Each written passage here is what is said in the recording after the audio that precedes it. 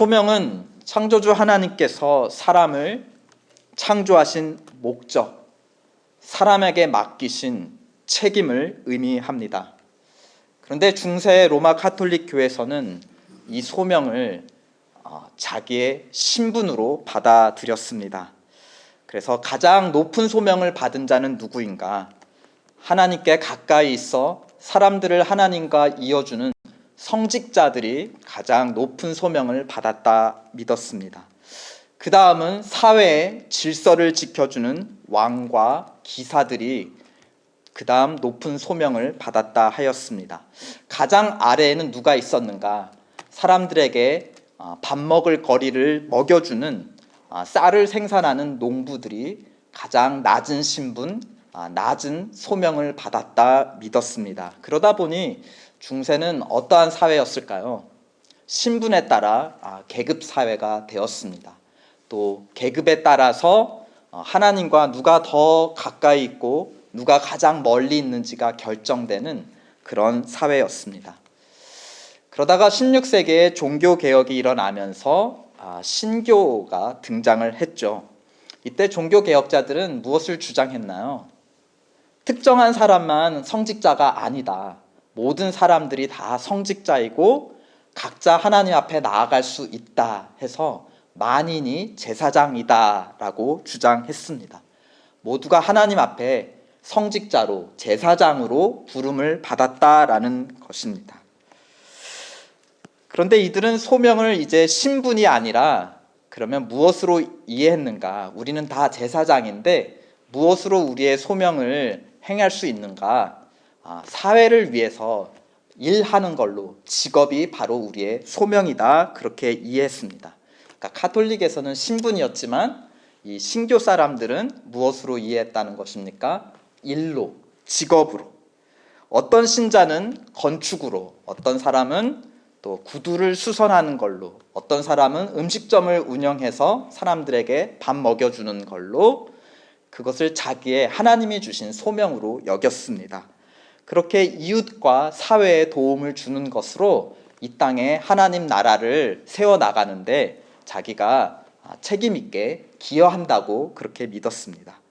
그러니까 이 당시 이 사람들에게 하나님이 내게 주신 소명은 무엇일까라는 질문은 어떤 질문과 같은 거죠? 하나님이 나한테 시키신 일은 뭘까? 내 직업은 무엇일까? 라고 사람들은 그렇게 생각했습니다. 그러다 보니까 어떤 부작용이 생겼을까요? 사람들이 부러워할 만한 직업을 가진 사람은 높은 소명을 가진 사람들이다. 또 힘든 직업을 가진 사람은 나는 좀 천하고 낮은 소명을 가진 건가 생각했습니다. 또 직업이 없는 사람은 어떻게 생각했을까요? 저 인간은 소명도 모르는 쓸모없는 인간이다 라는 그런 취급을 아마 받았을 것입니다. 오늘 우리가 대하는 누가복음 14장에서는 주님께서 이제 갈릴리를 떠나서 예루살렘으로 올라가시는 그 길 위에 일어났던 에피소드를 전해주고 있습니다. 어떻게 시작하나요? 25절에 보면 수많은 무리가 함께 갈새라고 시작하고 있습니다. 예수님은 갈릴리에서 12명의 제자를 불렀습니다. 그래서 처음에는 12명의 제자들이 예수님 뒤를 따라다녔죠. 그런데 이제 예루살렘에서 내려와 예루살렘으로 가면 갈수록 어떤 일이 벌어졌는가? 점점 예수님을 뒤따르는 자들이 점점 늘어갔어요. 예수님께서 병든 자도 고쳐주시고 또 배고픈 자에게도 먹여주시고 또 귀신 들려서 괴로워하는 자도 귀신을 쫓아주시고 예수님이 유명해지면서 많은 사람들이 점점 예수님 뒤를 따라다니기 시작했습니다. 혹시 영화 포레스트 검프 보신 분 있으세요? 거기에 어떤 한 장면이 떠오르는데요. 그 주인공이 어느 날 문득 갑자기 뛰기 시작합니다. 그래서 멈추지 않고 뛰면서 미국 대륙을 횡단했어요. 무려 3년 넘게 계속 달렸습니다. 그러자 사람들이 이 포레스트 검프를 주목하기 시작했고 그 사람이 자기 마을을 지날 때 사람들이 포레스트 검프를 뒤따라 뛰기 시작했어. 그리고 이제 미국을 막 횡단하면서 점점 많은 사람들이 포레스트 검프를 뒤따르면서 막 뛰기 시작했습니다. 왜 뛰는 거야? 하고 사람들이 영문도 모른 채 막 뒤따라갔어. 어떤 사람은 이렇게 생각했어. 아, 저 사람은 지금 세계 평화를 위해서 지금 뛰고 있는 거야. 그래, 나도 세계 평화를 위해서 저 사람과 동참하자 하고 어떤 사람은 뛰었습니다. 또 어떤 사람은 포레스트 검프는 집 없는 가난한 사람들을 위해서 그 사람들이 있다는 사실을 알리기 위해서 지금 뛰고 있는 거야 라고 믿고 검프를 또 뒤따르기 시작했습니다. 하지만 주인공은 사실 아무 이유 없이 뛰었던 것이거든요. 그러니까 사람들은 저마다 자기 믿음을 주인공한테 투사하고서는 자기 믿음과 자기 소명을 따라 포레스트 검프를 따라다녔던 것입니다. 오늘 예수님도 예루살렘에 올라가시는데 사실 예수님은 다른 목적, 다른 소명을 가지고 올라가시는 거였어요. 그러나 사람들은 저마다 다 자기 소명을 가지고 예수님을 믿고 따르기 시작했습니다. 어느 날 예수님이 어느 순간 뒤돌아보니까 너무 많은 사람들이 자기 뒤를 따라오고 있는 것을 발견한 것이었어요. 그래서 어떻게 하십니까? 예수께서 돌이키사 이르시되, 즉 자기를 따르는 수많은 사람들을 돌이켜 보시며 그들을 대상으로 가르치시는 것이 오늘 본문의 주된 내용인 것입니다. 주님은 특별히 나를 따르는 제자의 소명이 무엇인가에 대해서 가르치시기 시작했습니다. 로마 카톨릭식으로 얘기하면 제자는 어떤 신분일까요? 교회 내에서 목사다, 집사다, 혹은 카톨릭 교회에서는 사제라고 하는데 과연 제자라고 하는 그런 신분과 직분은 있나요? 또 제자는 우리 신교에서 말하는 것처럼 제자라는 소명은 직업일까요? 그렇다면 제자는 어떤 일을 하는 사람이 제자일까요? 그 샐러리는 얼마 정도 될까요? 주님이 제자는 어떤 사람인지, 제자의 소명은 무엇인지에 대해서 26절에 이렇게 가르쳐주고 계십니다. 다 함께 한번 읽어보실까요? 시작. 무릇 내게 오는 자가 자기 부모와 처자와 형제와 자매, 더욱이 자기 목숨까지 미워하지 않으면 능히 내 제자가 되지 못하고. 혹시 충격받으신 분이 있나요? 내가 예수님을 따르려면 내 가족을 미워해야 되나? 내 자신을 미워해야 되나? 이게 무슨 말씀이지? 혹시 충격받으시고 혼란스럽다면 그걸말로 예수님의 의도였습니다. 예수님은 사실은 이 과장을 하고 계시는 거예요. 그러면서 이게 무슨 소리야 하고 사람들이 더 귀를 쫑긋 기울일 수 있도록 굉장히 충격적인 이야기를 하고 계시다는 것입니다. 그 사람들의 시선을, 집중을 모아서 예수님은 지금 어디에다가 집중시키는가 하면 사실은 26장 첫 구절에 집중시키는 거예요. 무릇 내게 오는 자는, 이것이 바로 중요합니다. 예수님은 여기서 가족을 버리라 라는 말씀이 아니라 가족보다 누구를 더 사랑해야 된다라고 비교하고 계시는 거예요. 내게 오는 자, 가족을 떠나 내게 오는 자이기 때문에 자기를 더 사랑하라 한다고 말씀하고 계십니다. 자기 목숨을 미워하라는 말씀은 자기를 학대하는 사이코가 되라는 말씀 아닙니다. 무엇이죠? 자기 자신을 사랑하는 것보다 누구를 더 사랑해야 내 제자라는 겁니까? 주님을 더 사랑해야 된다는 말씀입니다. 흥미로운 것은 주님께서 자기를 비교할 때 누구와 지금 비교하고 계세요? 자기를 따르는 자들의 누구와 자신을 비교하고 계십니까? 가족들을 비교하고 계세요. 그 말은 지금 예수님은 무엇이 되길 원하시는 거예요? 이 자기를 따르는 자들과 새로운 가족을 이루시기를 원한다는 것을 우리에게 가르쳐주고 있습니다. 그러니까 우리가 흔히 말하는 가족은 같은 피를 나눠 가진 공동체인데, 이 예수님의 가족 공동체는 피가 아니라 누구에 의해서 하나가 되는 가족 공동체, 새로운 공동체이죠. 예수님을 따르는 자들, 예수님을 사랑하는 자들이 모인 새로운 가족 공동체입니다. 사실 이 당시에 유대인에게 있어서 가족은 보면은 형제 자매까지 뿐만이 아니라, 여기서 형제 자매는 사촌 동생 누나 다 멀리 친척까지도 이 당시 사람들은 가족이라고 이해를 했습니다. 그런데 이스라엘 사람들은 사실 다 누구의 자식들이었죠? 야곱이라고 하는 아브라함과 이삭과 야곱의 자녀들이었고, 다 야곱의 12아들에서 퍼져나온, 어떻게 보면 다 한 가족이었어요. 한 민족이 사실은 한 가족이었어요. 그러니까 여기서 예수님이 말하는 너희 가족이라는 것은 이스라엘 민족 전체를 가리키는 것입니다.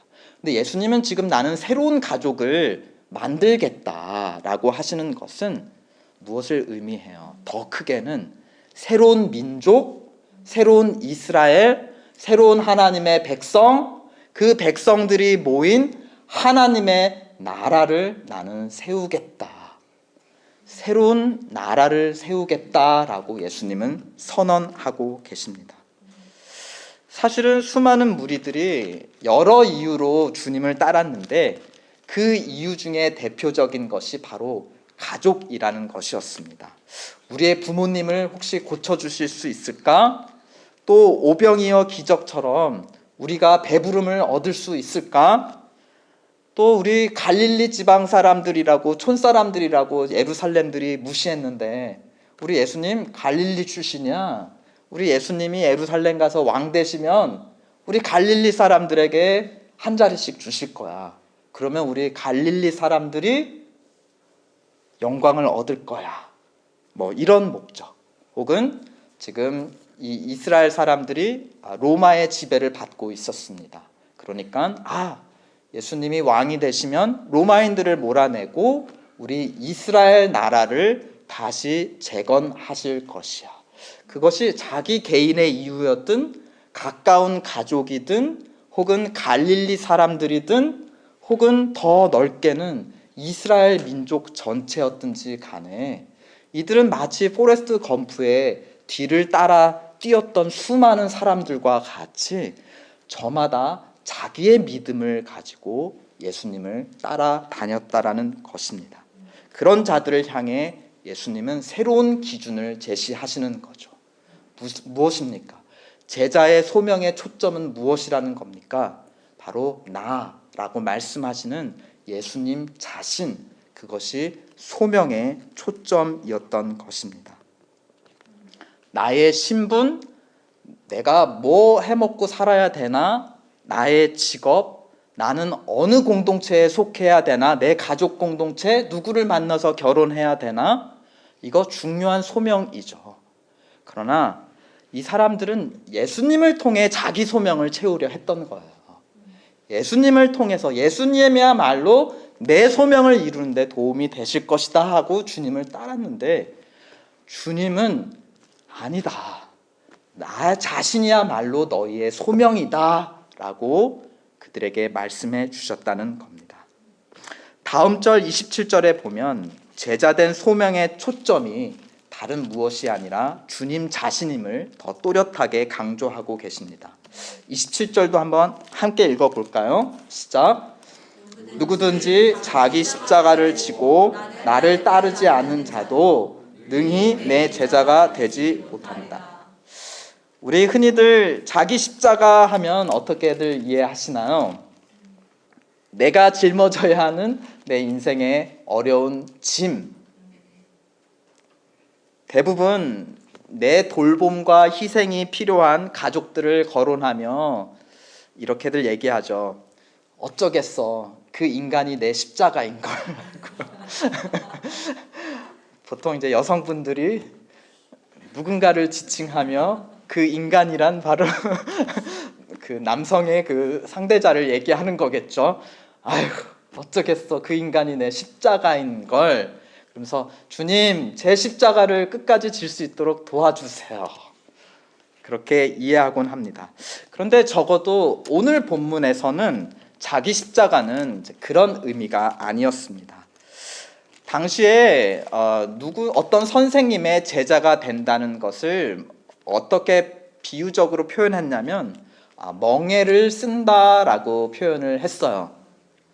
그래서 주님도 제자들을 부르시면서 나의 멍에를 메고 나에게 와서 배우라라고 그렇게 말씀을 하십니다.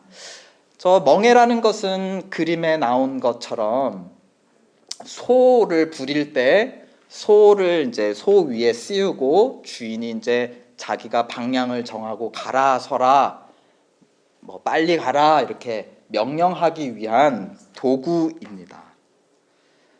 그러니까 농부가 소를 부리기 위한 도구가 멍에인데요. 선생이 제자한테 이것을 씌운다 라는 것은 무슨 의미일까요? 선생이 부리는 대로 제자가 함께 간다. 선생님의 가르침에, 선생님의 가치관에 매여서 어떻게 하는 거죠? 함께 살아간다. 가족이다. 마치 아버지 아래 자식이 매여서 살듯이 주님 아래 매여서 함께 살아가는 것을 의미합니다. 그런데 제자가 자기 멍에를 지고 간다라고 했을 때 그 멍에는 자기 겁니까? 아니죠. 소한테 씌워진 멍에가 농부의 것인 것처럼 제자에게 씌운 멍에는 자기 게 아니라 자기 위에 씌워져 있지만 누구의 것이에요? 선생님의 것이라는 겁니다. 그런데 오늘 본문에서는 주님께서 멍에라는 표현 대신에 도구 대신에 어떤 도구를 거론하십니까? 자기 십자가를 지고, 왜냐하면 지금 주님께서 어디를 향해 걸어가고 계시기 때문입니까? 예루살렘으로 십자가에 달리시기 위해서 걸어가시는 겁니다. 그것이 자기의 소명이고 자기의 데스티니이고, 그렇기 때문에 그 주님과 함께 제자들도 어디까지 가야 된다는 겁니까? 십자가까지 가야 한다라는 것입니다. 주님은 십자가를 통해서 새로운 하나님의 가족, 새로운 하나님의 백성, 새로운 하나님의 나라를 이루시기 위해 이 땅에 오셨기 때문입니다. 그러니까 주님이 주시는 힘으로 자기 십자가를 감당하는 게, 주님이 주신 힘을 받아서 어려운 사람을 돕는 게 자기 십자가가 아니라는 것이죠. 자기 십자가를 진다는 것은 누구와 동행한다는 것입니까? 주님과 동행한다는 것을 의미합니다. 어디까지 동행한다는 겁니까? 십자가에 달려 죽기까지, 죽음까지. 지금 내가 주님을 따르기 시작했을 때부터 죽기까지 모든 평생에 주님께 매여 주님을 따라가는 것, 그것이 자기 십자가를 지고 주님을 따른다는 의미입니다. 번듯한 직업이 없다고 소명이 없는 하찮은 인간이 아닙니다. 주님이 부리시지 않는 인생이 바로 소명 없는 인생이라고 오늘 주님은 말씀하고 계십니다. 농부가 소에게 멍에를 씌워주는 것은 할 일을 주신다는 것이죠. 주님이 부리시면 우리에게 반드시 할 일을 주십니다. 그 주님께 순종하는 것이, 주님께만 순종하는 것이 바로 제자의 소명이라고 주님은 가르쳐 주십니다. 주님께 순종하는 제자의 소명을 이어지는 두 가지 이야기를 통해서 우리에게 가르쳐 주고 계세요. 28절에 보면 먼저 누가 나오나요? 농부가 나옵니다. 이 사람은 밭에 망대라는 것을 세우려고 해요. 망대는 뭐냐? 밭 한가운데 높이 세워서 거기에 앉아서 혹시 도둑이 내 열매를 훔쳐가지는 않나 감시하고, 또 일하다가 힘들면 올라와서 시원한 바람을 맞으며 쉬는 휴식처가 바로 농부의 망대였습니다. 그런데 지금 자기 재력을 가지고 기초밖에 못 세우면 다른 옆에 사람들이 어떻게 손가락질하며 놀리겠느냐라는 이야기였습니다. 또 31절에는 어떤 임금님이 나오는데요, 옆 나라와 전쟁에 나가게 되었습니다. 그런데 자기 가진 재력으로 전쟁 비용을 감당하지 못하자 그만 중단하고 화해를 요청했습니다. 이 농부와 임금의 공통점은 무엇입니까?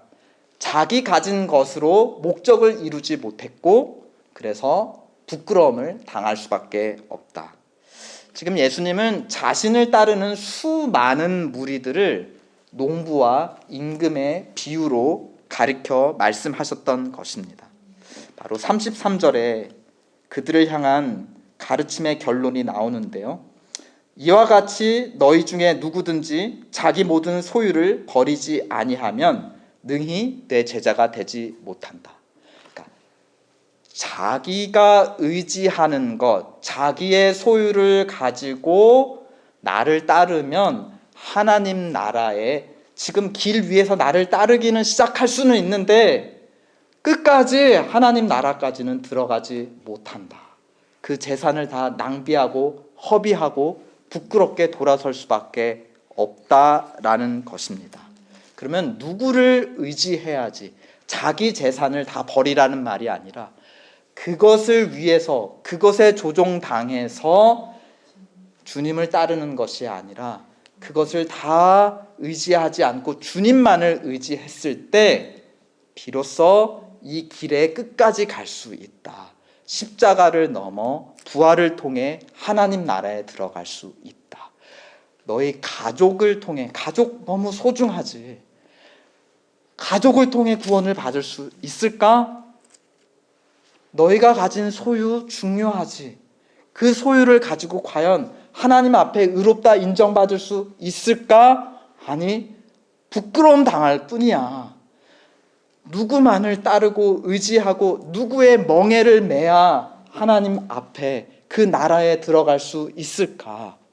바로 주님의 멍에라는 것입니다. 그 예를 34절에 소금을 또 다시 예를 들어서 가르쳐 주고 계세요.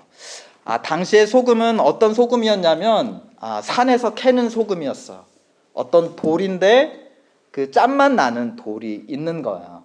그런데 그 소금돌만 있는지 않고 뭐가 같이 섞여 있을까요?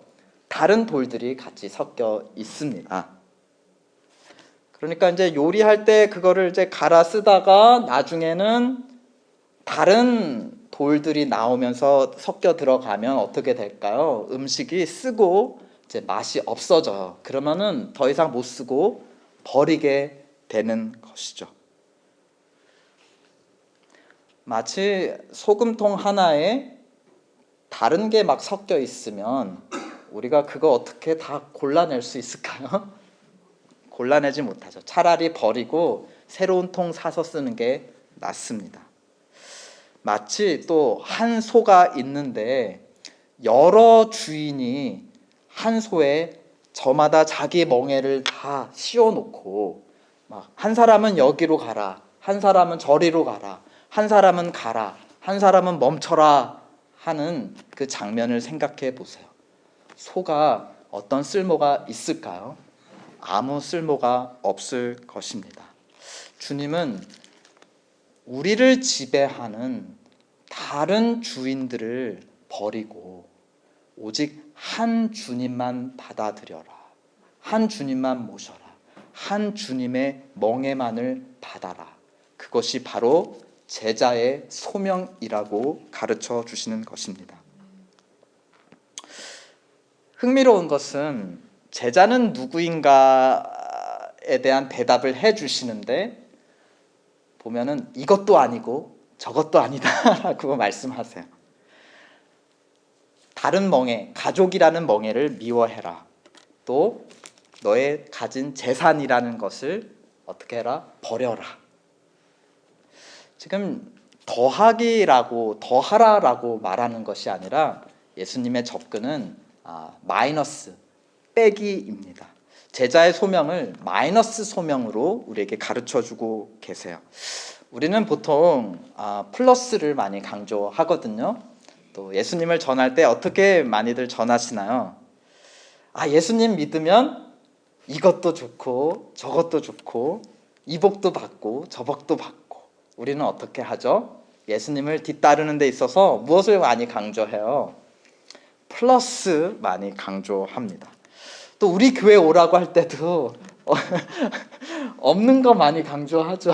그래서 우리 교회 오면 이것도 좋고 저것도 좋아 하면서 우리는 어떻게 해요? 플러스를 자꾸 쌓아가려고 노력해요.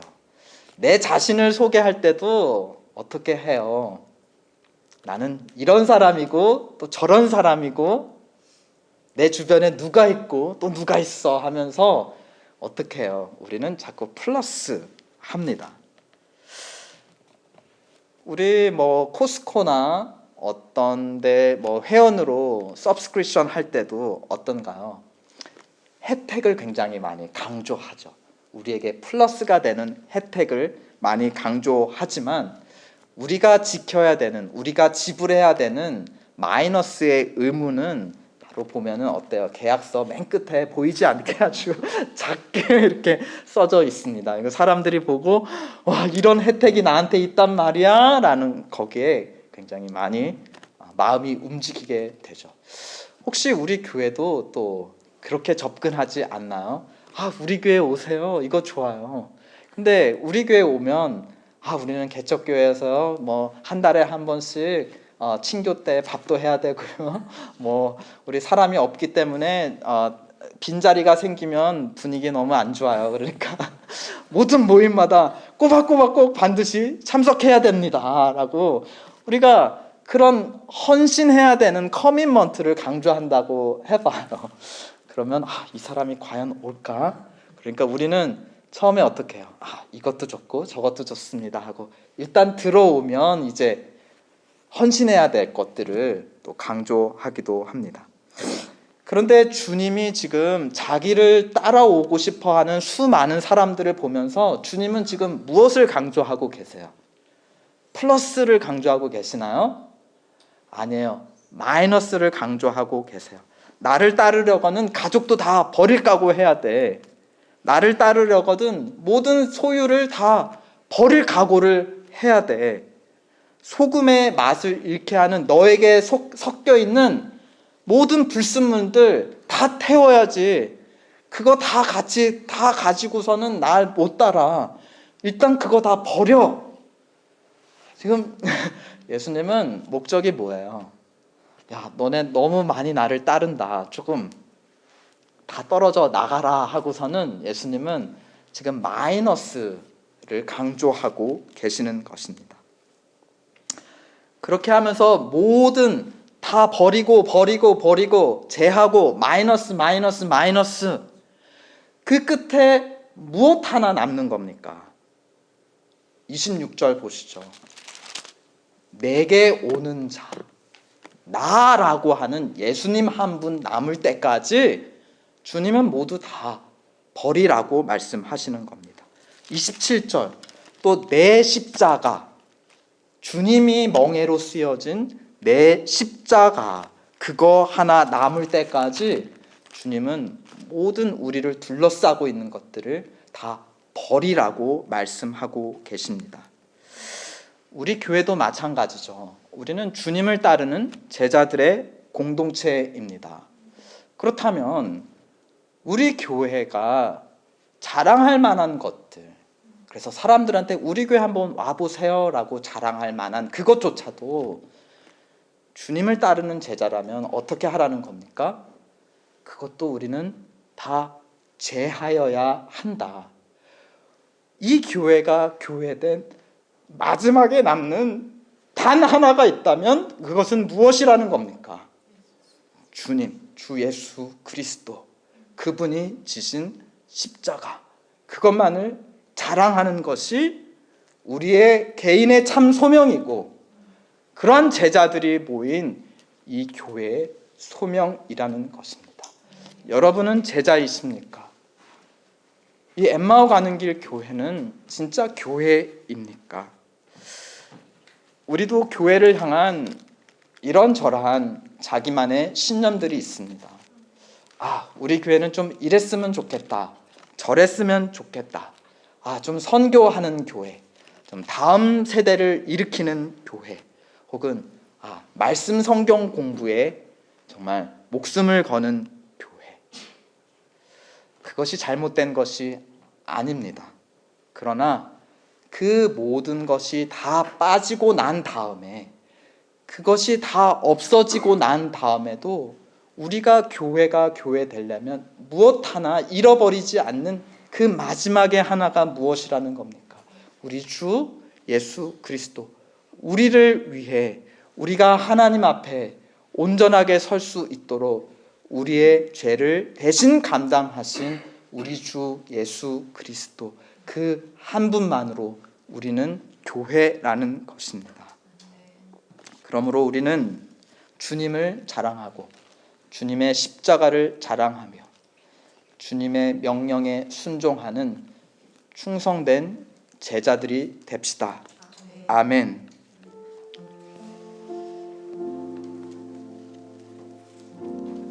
그러기 위해서는 예수님이 누구이신가를 알아야 합니다. 가족보다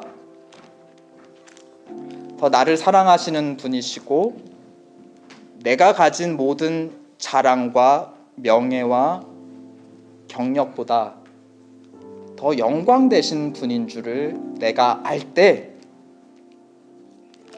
그것을 버릴 수 있는 힘이 생기는 것입니다. 억지로 버리는 것이 아니라 기쁨으로 포기하는 것이고, 그렇게 기쁨으로 주님을 따를 수 있는 것입니다. 또 주님 안에서 내 가족들을 돕고 또 섬길 때 우리는 진정으로 그들을 도울 수 있는 것입니다. 우리 이 찬양 같이 꾹꾹 눌러가며 고백하며 정말 나의 나된 것, 교회 대신 그 모든 것을 다 빼고 남은 최후의 하나, 바로 예수님, 함께 고백합시다.